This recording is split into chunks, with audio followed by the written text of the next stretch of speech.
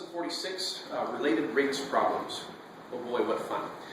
We're going to combine a couple things that we've been learning in previous lessons with this.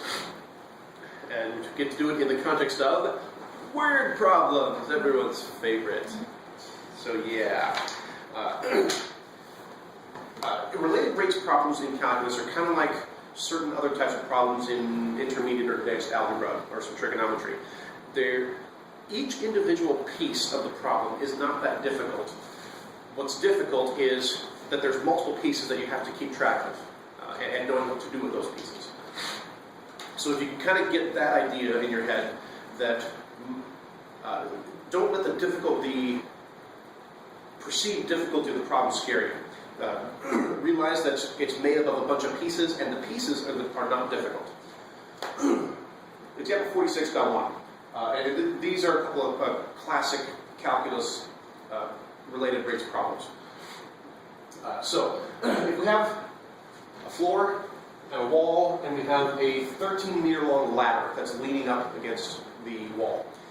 The question is, if we start pulling the base of the ladder out, away from the wall at a rate of 1 meter per second, so every second we're pulling it, it's moving 1 meter along the floor, this edge of the ladder is. The question is, when the base of the ladder is 5 meters away from the wall, how fast is the top of the ladder falling? That's what the question is asking for. I summarized that using calculus notation.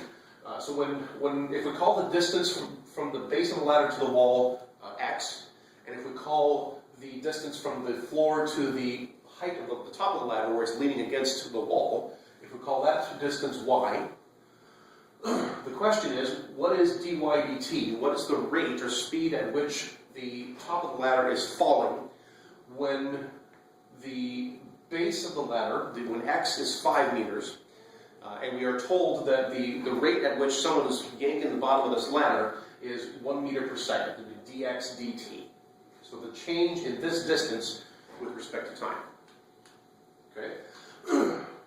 So we have a x, we've got a y, we've got a 13, and we've got a couple of rates that are both with respect to time, which means that we need to use some implicit differentiation here. Now, thinking back to algebra geometry, what is the relationship between x and y and 13? X squared plus y squared equals 13 squared. Exactly. Pythagorean theorem. We've got x, we've got y, we've got 13, and the relationship is just your basic Pythagorean theorem. Which means that x squared plus y squared equals 13 squared. And so we can simplify this a little bit. We can say x squared plus y squared equals 169. So there's our equation. It's got an x and a y, and those are the things that we're talking about. So step 1, implicitly differentiate. A couple of big, fancy, scary sounding words, but we've done this several times. So let's differentiate each thing at a time. X squared, implicitly differentiated, would be what? 2x. 2x dx. And what about y squared? 2y dy. 2y dy. And what does 169 become? 0. 0. Because we're taking the derivative of a constant, that would be 0. Well, that's pretty exciting. Now, we are differentiating with respect to what? Time, good job. Let's see, what haven't I used? Green. So we need to differentiate with respect to time, and the way you know that is, well, the word problem said it is talking about rates in meters per second. Meters over second. So whatever's on the bottom, that's what we're differentiating with respect to. And the way I summarize the problem here, I said dy over dt and dx over dt, which means that we need to divide everything by dt.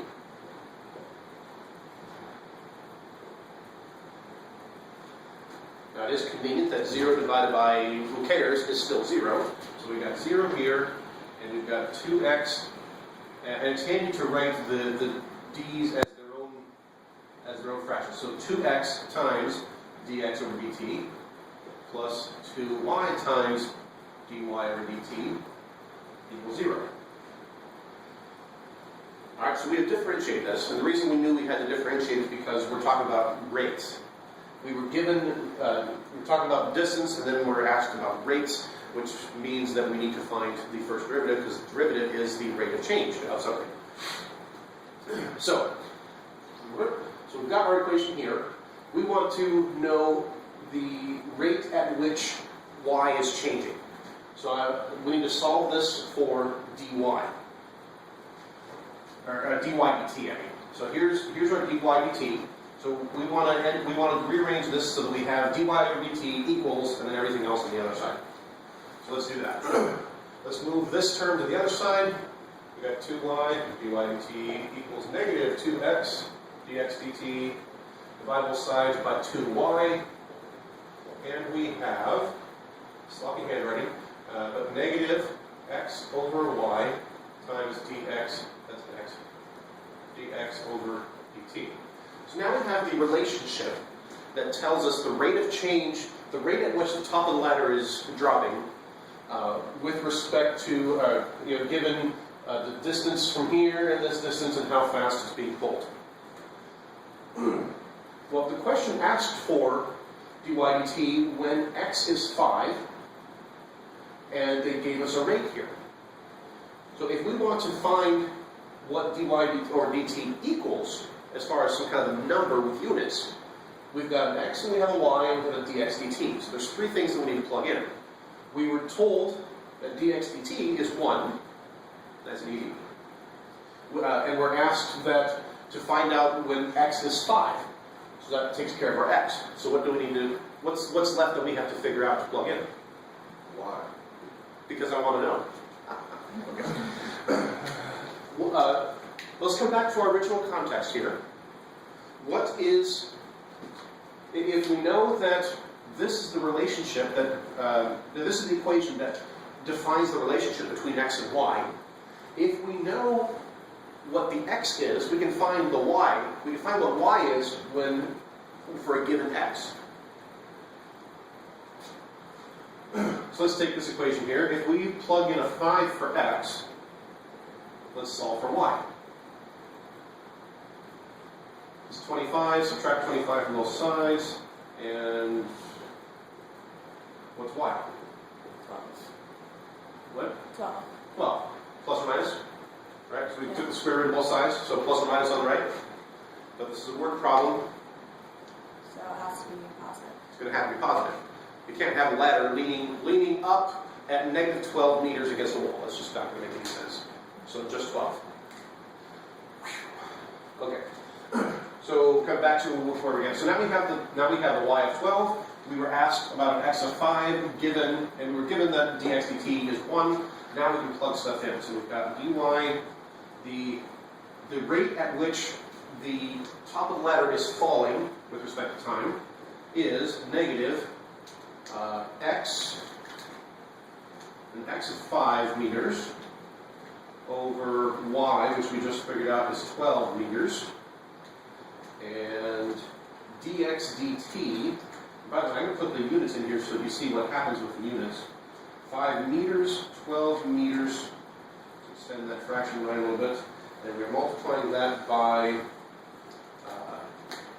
the dx dt, which is 1 meter per second. So dy dt equals, we have negative 5 times 1 over 12, doesn't reduce any more than 5/12, but the meters and meters cancel and we're left with meters per second. Now, does that make sense? Do the units make sense? If we're asked to find the rate at which the top of the ladder is falling, our answer should have some kind of units that are about rate. Distance over time. So yeah, that makes sense. Now, why is this negative? Did we make a mistake? Should that be positive? Because it's falling. Exactly, it's falling. So typically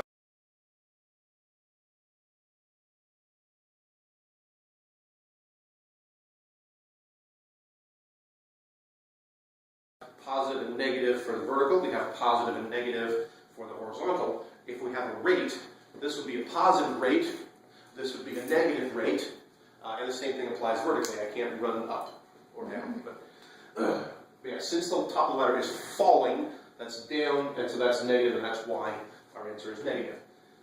And there we have our answer. All right, let's do another one. So that's the idea. Well, let's recap this first. We had a word problem. We were given a scenario. We've got a floor and a wall and a ladder. We were given certain unit or certain measurements or units, 13 meters for the length of the ladder. We were given a couple other pieces of information, and we asked for something.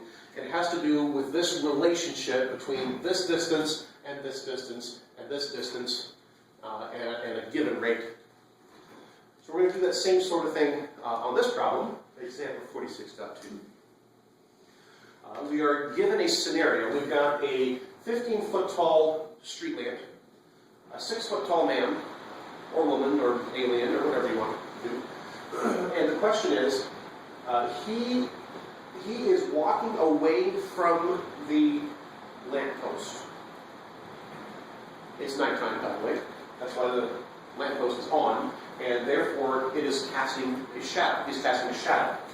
Didn't really draw, but his shadow is right here. So he's casting a shadow.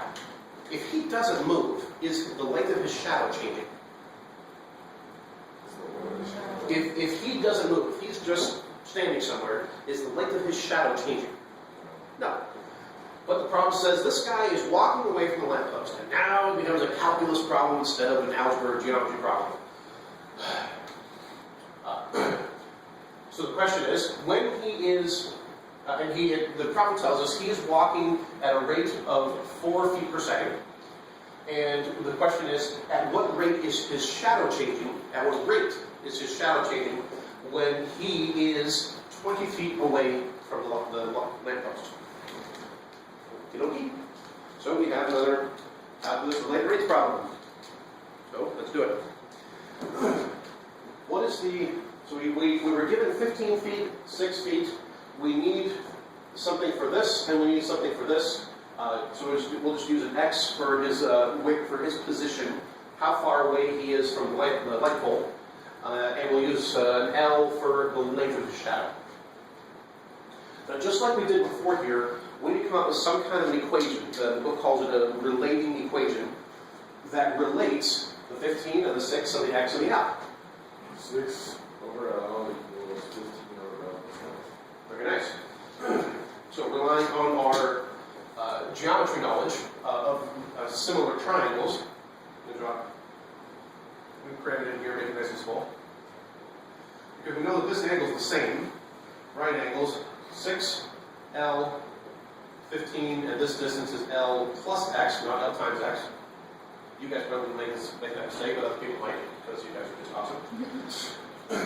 Hey! At me. I'm trying to give you a compliment here. Alright, so you said 6 over L equals 15 over L plus X, which is true. Let's not deal with... Let's see how the book's going to do this. That's what I thought. Let's not deal with fractions if we don't have to. Right? I don't like dealing with fractions if I don't have to. I don't like dealing with decimals if I don't have to. I also don't like dealing with negatives if I don't have to. So what can I do with this equation so that I'm not dealing with fractions? Cross multiply. Cross multiply. So let's cross multiply, and we get 6L plus 6X equals 15. 6L plus 6X equals 15L, he says. And so there is an equation that gives us the same information as this one. I just like this one better because it doesn't have fractions. Okay. Now, what was the next thing that we had to do with the other problem? Once we had our relating equation, what was the next thing we did? 6X equals 9L, then you can utilize that derivative thing to it. Wait, what? 6X equals 9L? Is that an hour? You took the 6L from the left and put it on the right. Oh, gotcha. Yes. Sure, why not? May as well. Let's subtract 6L from both sides, so we're combining our like terms. 6x equals 9L. That's even simpler. Like the way you think. Now, what should we do with this? Yeah, the dreaded D word, differentiate. And 6 grand. What do we got? 6dx equals 9 EL. Okay. And we are differentiating with respect to time.